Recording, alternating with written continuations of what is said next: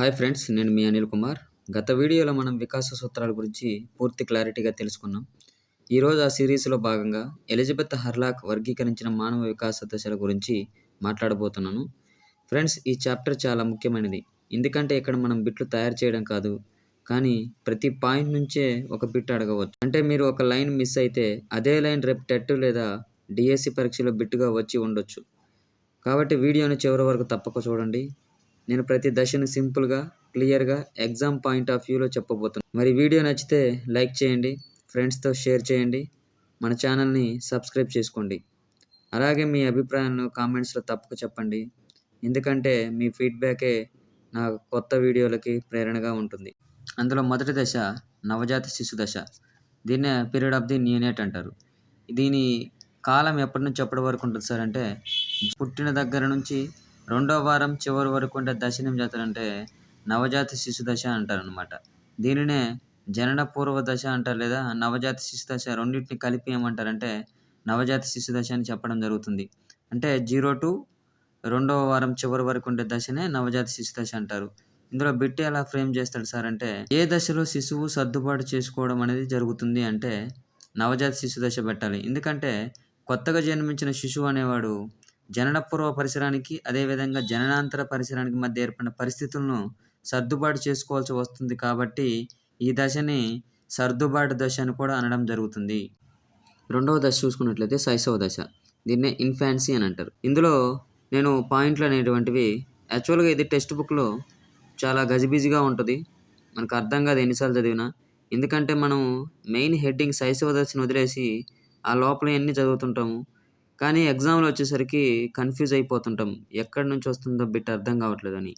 ప్రతి టెట్ పేపర్‌లోనూ ఇందులో నుంచి బిట్ రావడం జరిగింది, ఈ టాపిక్ నుంచి. కాబట్టి వాటిని నేను సింప్లిఫై చేసి ఇక్కడ ఇవ్వడం జరిగింది. కాబట్టి ఇది మీకు అవసరమైతే స్క్రీన్‌షాట్ తీసుకోండి. మీకు చాలా ఉపయోగకరంగా ఉంటుంది. రేపు టెక్స్ట్ బుక్ చదివేటప్పుడు మీరు ఇది పక్కన పెట్టుకొని చూసుకున్నట్లయితే ఎక్కడ కూడా మీకు కంగారు గాని, లేదంటే కన్‌ఫ్యూజ్ అవ్వడం గాని ఉండదు ఫ్రెండ్స్. ఎందుకంటే అందులో నుంచే డైరెక్ట్‌గా తీసి నేను ఒక సింపుల్ వైజ్‌గా చేసి రాసి ఇవ్వడం జరిగిందనమాట. ఈ దశలో క్వెషన్స్ ఎలా అడుగుతారు సార్ అంటే, పెరుగుదల అత్యంత వేగంగా ఉండే దశ ఏదని అడిగితే మీరు శైశవ దశ అని పెట్టాలి. అదేవిధంగా జ్ఞానేంద్రియ వికాసం ఎక్కువ జరిగే దశ ఏదని అడిగితే మీరు శైశవ దశనే పెట్టాలి. అదేవిధంగా చలన కౌశలాలు అభివృద్ధి ప్రారంభమయ్యే దశ ఏదంటే శైశవ దశ. శిశువు యొక్క మొట్టమొదటి కదలిక ఏదని అడుగుతాడు. 4 ఆప్షన్స్ ఇచ్చినప్పుడు పక్కకు తిరగడం అనేది శిశువు యొక్క మొట్టమొదటి కదలిక అనేది చెప్పడం జరుగుతుంది. అదేవిధంగా ఏ దశలో శిశువు ఇతరులపై పూర్తిగా ఆధారపడి ఉంటాడంటే దాన్ని శైశవ దశగానే చెప్పాలి. అదేవిధంగా తల్లిదండ్రుల యొక్క సంరక్షణ అత్యంత అవసరమైన దశ ఏదని అడిగితే శైశవ దశ అని చెప్పడం జరుగుతుంది. ఇలా క్వెషన్స్ అనేది ప్రతి ఎగ్జామ్‌లో ఫ్రేమ్ చేయడం జరిగింది ఫ్రెండ్స్. కొంచెం జాగ్రత్తగా ఇది స్క్రీన్‌షాట్ తీసుకొని మీరు టెక్స్ట్ బుక్ చదివేటప్పుడు చదువుకున్నట్లయితే మీకు సింపుల్ వైస్‌గా అర్థమవుతుంది. కానీ మెయిన్ హెడ్డింగ్ గుర్తుపెట్టుకోండి. దాని కింద ఈ పాయింట్స్ అన్నిటిని గుర్తుపెట్టుకోవడం మంచిది. నెక్స్ట్ పాయింట్ వచ్చేసి పూర్వ బాల దశ. ఈ దశ 2 సంవత్సరాల నుంచి 5 లేదా 6 సంవత్సరాల వరకు కొనసాగుతుంది. ఇది నియత విద్యకు ముందు ఉండే దశ కాబట్టి దీన్ని పూర్వ పాఠశాల దశ లేదా పూర్వ పాఠశాల వయసు అని కూడా అంటారు. ఇందులో నుంచి క్వెషన్ అనేది కన్ఫామ్‌గా రావడానికి అవకాశం ఉంది. ఏ దశను పూర్వ పాఠశాల దశ అని అంటారు అంటే పూర్వ బాల దశ అనేది మీరు ఆన్సర్‌గా పిక్ చేయాల్సిన అవసరం ఉంటుంది. అదేవిధంగా ఏ దశను ప్రశ్నించే వయసు అని అంటారు అంటే పూర్వ బాల దశని ప్రశ్నించే వయసు అని అంటారు. ఎందుకంటే ఈ దశలో పిల్లలు ఇది ఏమిటి, ఇది ఎందుకని అడగడం మొదలుపెడతారు కాబట్టి. అదేవిధంగా పిల్లలు ఇంటి పరిసరాలు మరియు ఇతర పిల్లలతో సంబంధాలు ఏర్పరచుకోవడం ప్రారంభిస్తారు. అది పూర్వ దశలో జరుగుతుంది. అదేవిధంగా ఏ దశలో ఆత్మభావన అనేది మొట్టమొదటిగా అభివృద్ధి చెందుతుందంటే మీరు పూర్వ బాల దశ అనేది ఆన్సర్‌గా పెట్టాల్సిన అవసరం ఉంది. అదేవిధంగా పిల్లలు పెద్దలను అనుకరించడం ఎక్కువగా ఏ దశలో చేస్తారంటే పూర్వ బాల దశలో చేస్తారు. ఇది మీకు చాలా సింపుల్ వైస్‌గా అనిపిస్తుంది ఇక్కడ మీకు చూడడానికి. కానీ మీరు ఒక్కసారి టెక్స్ట్ బుక్‌లో చూసినట్లయితే ఇది చాలా కన్‌ఫ్యూజన్‌గా ఉండేటువంటి చాప్టర్ అండి ఇది. ఎందుకంటే ప్రతి లైన్ కూడా అందులో బిట్ వచ్చే అవకాశం ఉన్నటువంటి చాప్టరే ఇది. కానీ దీన్ని నేను సింపుల్ వైస్‌గా చేసి మీకు అర్థమయ్యే రీతిలో నేను ఇక్కడ ఇవ్వడం జరుగుతుంది. అదేవిధంగా బిట్ ఎలా ఫ్రేమ్ చేస్తారనేది కూడా మీరు ఇక్కడ నేర్చుకోవాల్సిన అవసరం ఉంది. ఇది సాంఘిక వికాసానికి తొలిమెట్టు. పిల్లలు సహజాత కార్యక్రమాలు చేస్తారు. ఇసుకతో బొమ్మల తయారీ, బొమ్మరిల్లు కట్టడం, పాడు చేయడం మొదలైనటువంటివి. దీంట్లో క్వెషన్ ఎలా అడుగుతాడంటే, ఒక పిల్లవాడు ఇసుకతో బొమ్మలు తయారు చేయడం, బొమ్మరిల్లు కట్టడం మొదలైనటువంటి కార్యక్రమాలు ఏ దశలో చేస్తాడు అని అడుగుతాడు క్వశ్చన్. దానికి మీరు పూర్వ బాల్య దశని ఆన్సర్‌గా పెట్టాల్సి వస్తుంది.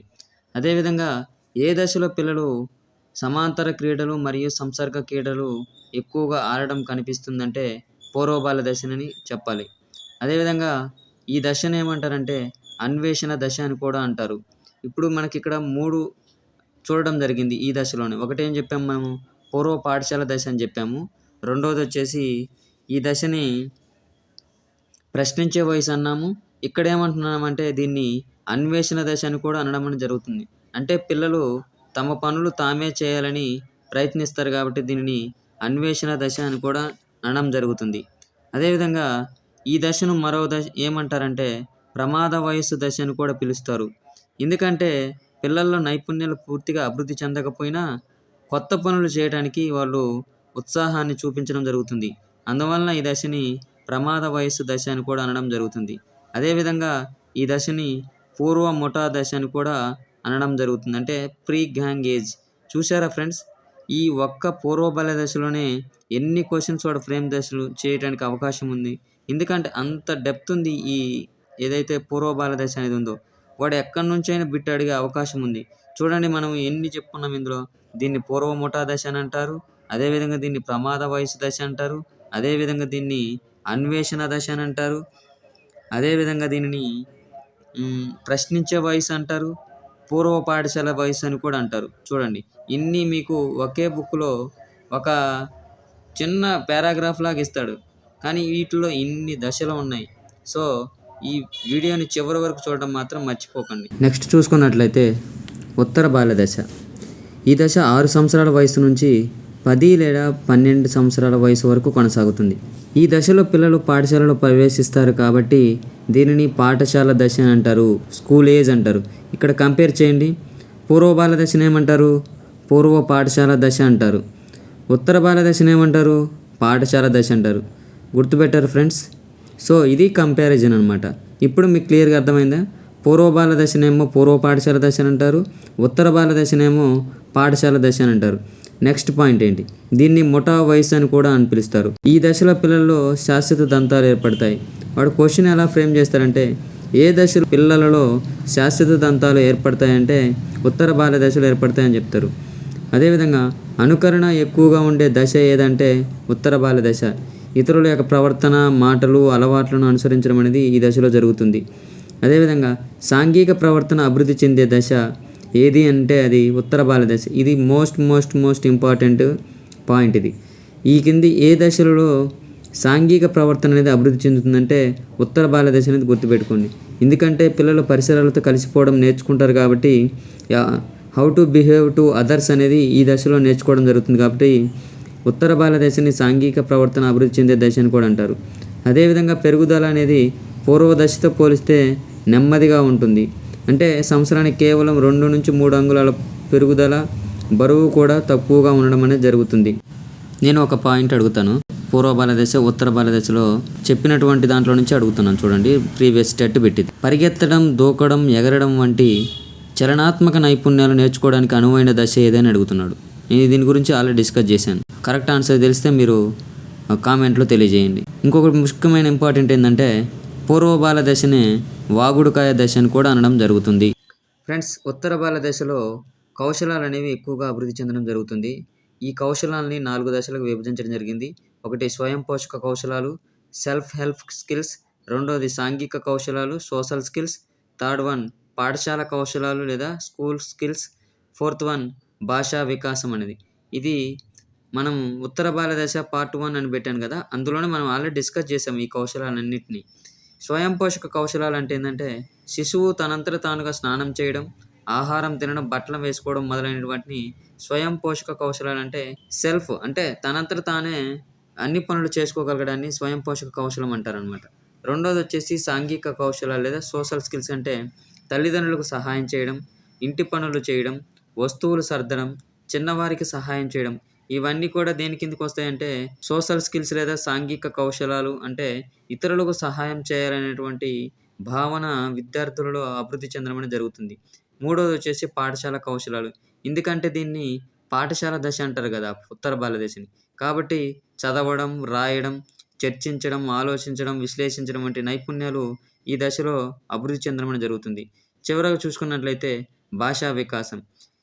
ఏ దశలో భాషా వికాసం అనేది అత్యంత వేగంగా అభివృద్ధి చెందుతుందంటే మీరు ఉత్తర బాల్య దశ అనేది పెట్టాల్సి ఉంటుంది. ఎందుకంటే ఈ దశలో భాషా వికాసం అనేది వేగంగా జరుగుతుంది. బాలికల యొక్క భాషా వికాసం అనేది బాలుర కంటే వేగంగా ఉండడం అనేది జరుగుతుంది. పరిచయ పదజాలం అనేది వారికి పెరుగుతుంది. ఎందుకంటే అప్పుడే వారు పాఠశాలలోకి ప్రవేశిస్తారు కాబట్టి వారికి పరిచయ పదజాలం అనేది ఈ దశలో పెరగడం అనేది జరుగుతుంది. ఇందులో మోస్ట్ ఇంపార్టెంట్ అయినటువంటి సైంటిస్ట్ ఏందంటే షీషోర్. షీషోర్ ఏమంటున్నాడంటే వయసు పెరిగే కొద్దీ పదజాలం అనేది పెరగడం అనేది జరుగుతుంది. 10 సంవత్సరాల నాటికి పిల్లలలో సుమారు 34,300 పదాలు ఏర్పడతాయని శాస్త్రవేత్త అయినటువంటి షీషోర్ అనేది చెప్పడం జరిగింది.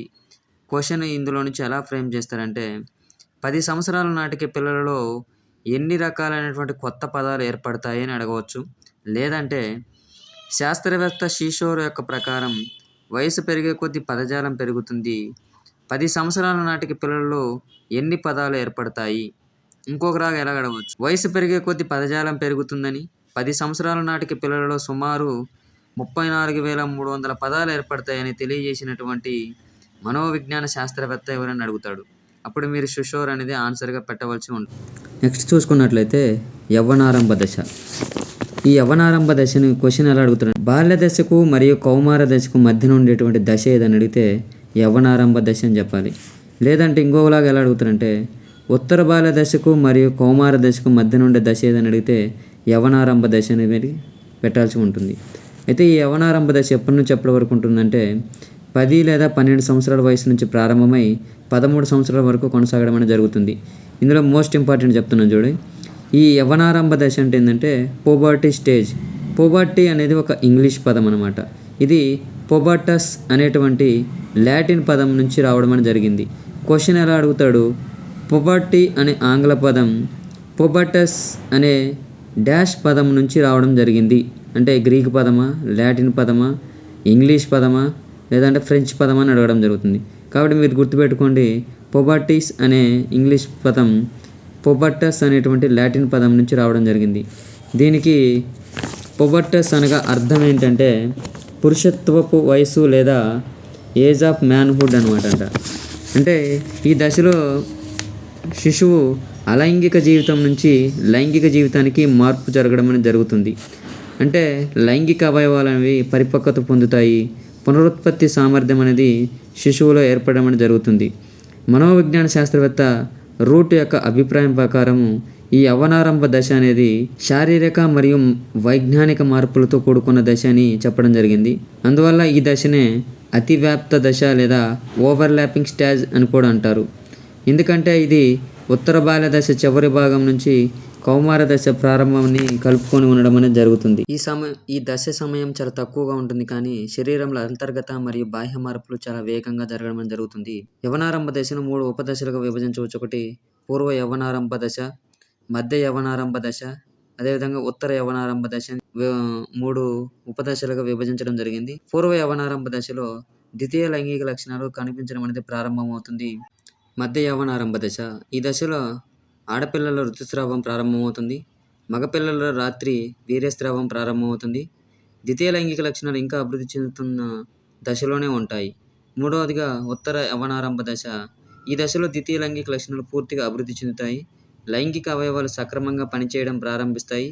ఈ దశలో శరీర పెరుగుదల అనేది అత్యంత వేగంగా జరుగుతుంది. ఇక్కడ మెయిన్ ఇంపార్టెంట్ పాయింట్ ఏంటంటే శైశవ దశ తర్వాత శారీరక మార్పులు అత్యంత వేగంగా జరిగే దశ ఏదంటే యవ్వనారంభ దశ అని పెట్టండి. ఒకవేళ యవ్వనారంభ దశలో పూర్వ యవ్వనారంభ దశ లేదా మధ్య యవ్వనారంభ దశ లేదా ఉత్తర యవ్వనారంభ దశ అని అడిగితే ఉత్తర యవ్వనారంభ దశ అనేది మీరు ఆన్సర్గా పిక్ చేయండి. ఈ మార్పుల వల్ల పిల్లల్లో మానసిక ఒత్తిడి, కంగారు, అభద్రత భావన వంటి ప్రతికూల ప్రవర్తనలు కనిపించడం అనేది జరుగుతుంది. ప్రతి పిల్లవాడిలో ఈ దశ ఒకేసారి రాదు. ఇది సంస్కృతి, భౌగోళిక పరిస్థితులపై ఆధారపడి ఈ యవ్వనారంభ దశ అనేది రావడం జరుగుతుంది. ఫ్రెండ్స్, కేవలం సమయం లేదనే ఉద్దేశంతో నేను క్లాసులు చెప్పట్లేదు. అందుకనే ఈ వీడియో ద్వారా కనీసం కొంతమంది అయినా సైకాలజీలోను, అదేవిధంగా నేను చెప్పే ప్రతి సబ్జెక్ట్లోనూ మంచి మార్కులు తెచ్చుకోవాలనే ఉద్దేశంతోనే నేను ఈ క్లాసులు ఇలా ప్రారంభించడం జరిగింది. ఫ్యూచర్‌లో మన ఛానల్ నుంచి ఇంకా ఎన్నో ఎక్స్‌ప్లనేషన్ తోటి వీడియోలు, ఒక పద్ధతి ప్రకారం చాప్టర్ వైస్‌గా మనకు క్లాసులనేవి ప్రారంభమవుతాయి ఫ్రెండ్స్. దయచేసి ఛానల్‌లో మీకు నచ్చినట్లయితే వీడియోలు లైక్ చేయండి, షేర్ చేయండి, సబ్స్క్రైబ్ చేయడం మర్చిపోకండి. మీ ఫ్రెండ్స్‌కి షేర్ చేయడం, అదేవిధంగా కామెంట్ చేయడం మర్చిపోవద్దు.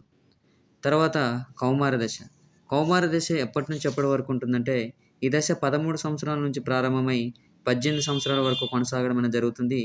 ఈ దశ ఏ 2 దశల మధ్య ఉంటుందంటే, ఇది బాల్య దశకు మరియు వయోజన దశకు మధ్య ఉండే దశనేమంటారంటే కౌమార దశ అంటారు.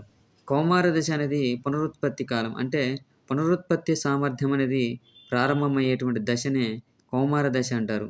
ఈ కౌమార దశని ఇంగ్లీష్‌లో ఏమంటారంటే అడల్సెన్స్ అంటారు. అడల్సెన్స్ అనేటువంటిది ఆంగ్ల పదం అడల్సియర్ అనేటువంటి లాటిన్ భాషా పదం నుంచి రావడం అనేది జరిగింది. ఇది ఇంపార్టెంట్ గుర్తుపెట్టుకోండి. అడల్సియర్ అంటే అర్థం ఏంటంటే పరిపక్వతకు రావడం అనే అర్థం. అదేవిధంగా శారీరక, మానసిక, సామాజిక, ఉద్వేగాత్మక వికాసం అత్యధికంగా కనిపించేటువంటి దశ ఏదైనా ఉందంటే అది కౌమార దశ అని అంటారు.